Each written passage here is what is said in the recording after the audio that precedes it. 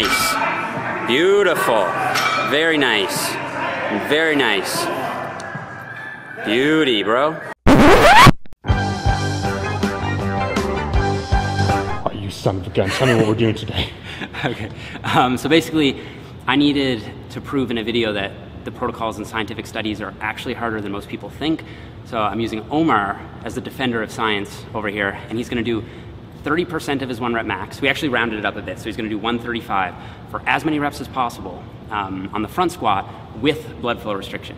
Oh, you'll be proud of yourself, Omar. That don't mean shit to me, Jeff. Don't you care about science? I don't give a fuck about science. Jeff, my dude, let's start the tunes. Minute out.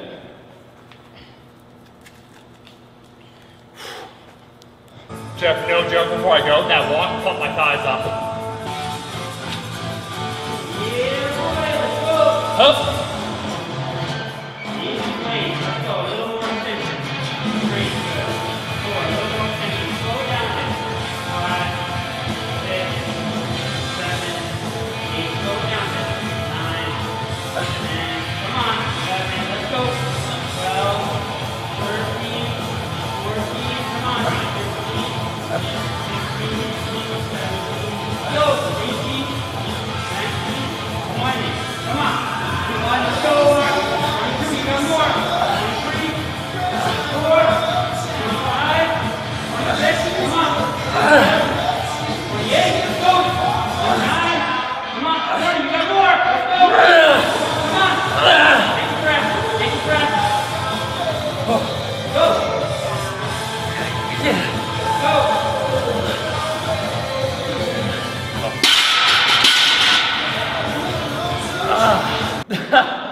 Oh, that pause was, oh man. You seem like I was no kidding. You know what's funny? As soon as I took the pause, the blood just like rushed right in. That's crazy. Oh. Just give me a second here. Cut the goddamn. Oh, hey, Jeff. Yeah, it'd be a great idea. You're like, hey man, you want to train together? Yeah, of course I want to train together. Set me up.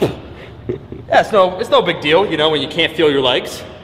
I'll just be chilling here. I can teach you a lot about this YouTube kid. What's cracking, guys? Omar Esoft here, back with another video. Here with my latest and greatest training partner, one Joffrey Nipples, Mr. Nipples. Welcome to Fortis. How you doing, my man? Good, man. How you doing?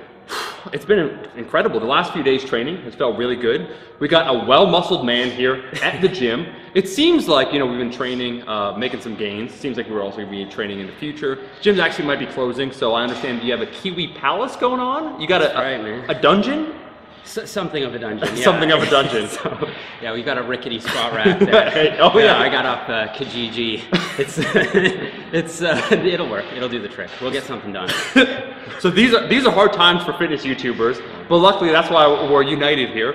I do want to give a proper introduction because you put out what I think is fantastic content on YouTube, but a lot of people might not be aware of this, that not only are you a pro natural bodybuilder, but actually for a good chunk of time in Canada here, which is quite competitive amongst the drug tested boys, you had the national bench press record. So you don't just look good, you could do something with the muscles. And I want to talk about today, I basically want the convincing argument, especially from someone who's yucky, why it is a good idea for bodybuilders, even if you only care about getting maximally jacked, having those objective strength markers, how they can be useful. In other words, we could talk a little bit about your power building approach, how you're currently training, what's going on. So thank you for that wonderful intro. That was great. So for the record, I think I had that record for like a week in 2014. And long time. So that was before people discovered powerlifting was a thing. So I was the first. So by default, I had the record. Hell yeah. And then it just got destroyed. And now since then, I've been left in the dust. Yeah. But no, seriously, I actually don't even know what the Canadian record is now, but it's somewhere in the range of like 410 or 420. I think Connor Lutz is the guy who has it. Yeah. So if I can like get anywhere within like a reasonable range of that, I'd be like super happy. Well, Ben, Jeff, as I say, and you won't let me say this, but I'm gonna say it for you. You're approaching 405 on the bench. I'm approaching. Forever I've been approaching. Like, approaching is a very generous term. Yeah, we use it around here, yeah. We're approaching it. So anyway, yeah, so power building basically, like, yeah, it's a combination of a bodybuilding approach and powerlifting approach. You blend them together. I've kind of always done this, but for, I would say at least like 3 or 4 years, I was kind of forced to take more of like what you call a pure bodybuilding approach just because of injuries that I had from bad powerlifting programming. Sure. I don't think that speaks negatively toward powerlifting per se. It's just when your ego gets in the way, or if you just don't understand the programming fundamentals, then that can lead you down a slippery slope, as I think we can both attest to. Yep. But anyway, when it comes to the power building side, I actually have found that this is one of those things in the industry that has kind of gone through cycles. It's like, if you remember around like 2014, maybe 2013, most people were like, if you want to be the best natural bodybuilder you can be, then you better be powerlifting in your off season. And like all the top natties were all doing powerlifting at that time. And then as things go, there was kind of like a counter reaction to that, where people were like, nah, bro, like, you know, if you want to be a bodybuilder, then you got to train like a bodybuilder. If you want to get as jacked as you can be, then train in the 6 to 12 rep range, train with lots of exercise variation, and the squat, bench, and deadlift are kind of wasting your time, right? It's great for powerlifting, not so great for bodybuilding. I find now that I've been releasing like more of the powerbuilding content, I get a bit of that from what I call like the bodybuilding purists, but it seems like most people have come to this like middle zone where it's like, we don't need to think in like strict black and white terms. Like, even if you think of yourself as a bodybuilder first, pure strength work is still gonna benefit you. So just like broadly speaking on like a just conceptual basis, I would actually say that if you are all you care about is building muscle and you couldn't care less about your squat, bench press, and deadlift, then what you'd call a pure bodybuilding routine, so think like a push-pull leg split, lots of exercise variation, 6 to 12 rep range, strong mind-muscle connection, high stimulus to fatigue ratio exercises, that will be more effective than a pure powerlifting routine, something like starting strength, 5-3-1, or what have you, where you have just a preponderance of focus on the big three. But I think in this middle zone between pure bodybuilding and pure powerlifting, you have this gray area where like there are so many peaks of optimality that can be fine-tuned for the individual. So someone like me, say, who loves the power lifts, right? I find them extremely motivating. I find my body responds really well to them, especially certain body parts like my quads, my lower back, etc. I think I find my optimal program closer to that powerlifting side, whereas someone who's like, man, every time I do the power lifts, I feel banged up, I don't feel them working my muscles, my joints start to ache, they might be more toward, say, the pure bodybuilding side. But I think we can call anything in that middle zone power building. And I think it's, you don't have to compromise. Like, even if you see yourself as a bodybuilder first, you can still find an optimal approach somewhere in that middle range. So that's how I think about it. No, I think that was very well put. And I think one of the things that we were speaking about is that essentially the best program you can do is the one that not only you're going to follow, but that your motivation is high. And we were joking, it's like, yeah, you know, it's cool doing a set of 20, let's say on the leg extension. It's like, does that really motivate you to enter the gym and want to break that PR? Or just the essential concept of progressive overload? Or we're all kind of, we got a little bit of that adrenaline around here where we want to chase PRs, we like that feeling, the adrenaline rush. We'd like to see the objective marker going up. If we can tie our overall progress to those strength numbers, then we have kind of that marker, okay, we want to reach towards that. And fundamentally, if it's more motivating, you're more likely to stick with it. And so I think there's a couple different individuals. So we recently had that podcast, myself and Eric Helms, where he was talking about his approach recently and what he's doing, where he uses, when we talk about power building or his overall training approach, where he in particular, and I kind of do this now for lower body, where he'll do a lot of singles or he'll do very specific work for the strength, and then he'll make up the requisite volume if he wants to, you know, have a hypertrophy from either accessory movements. And that's approach is like, also, it's like for the longest time, guess what, Jeff? It's like last year I was doing a lot of squats. I did squats 4 times per week. I was doing some 5x5s, some, you know, 3x8s, a whole bunch of other things.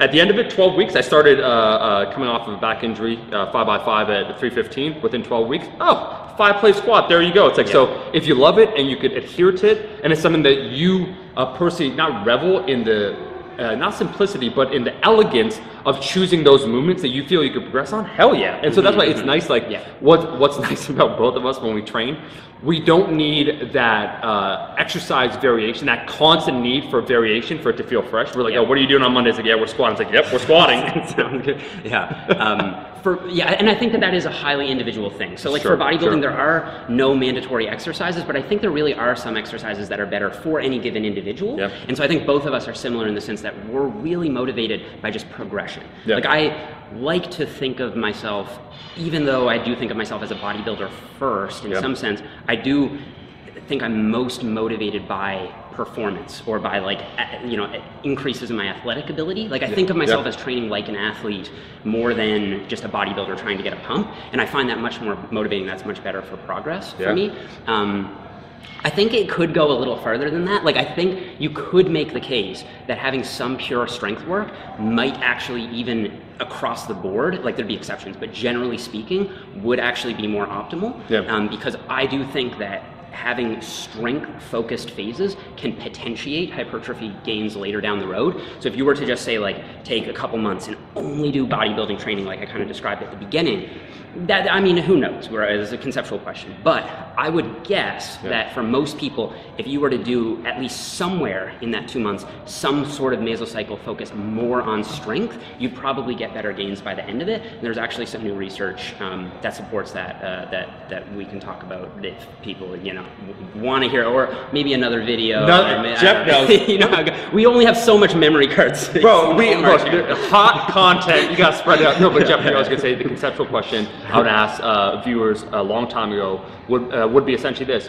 An individual that could bench press 315 for 10 versus an individual that could bench press 225 for 10, what likely has a bigger base with which to build off of, all things being equal, right? Where you might not be utilizing it, but as long as you have that there, it's like, what do you think? A guy that could deadlift 600 pounds and then the working rep range would be 4 or 5 or whatnot, and especially if they've been very strength focused, so they haven't been in the hypertrophy ranges, that's a lot of room then also to grow.